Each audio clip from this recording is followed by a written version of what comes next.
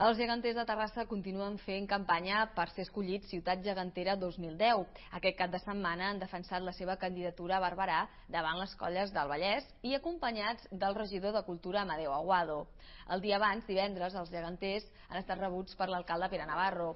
Li han presentat una primera proposta dels actes que la colla té previst organitzar en cas de ser escollida Terrassa Ciutat Gegantera.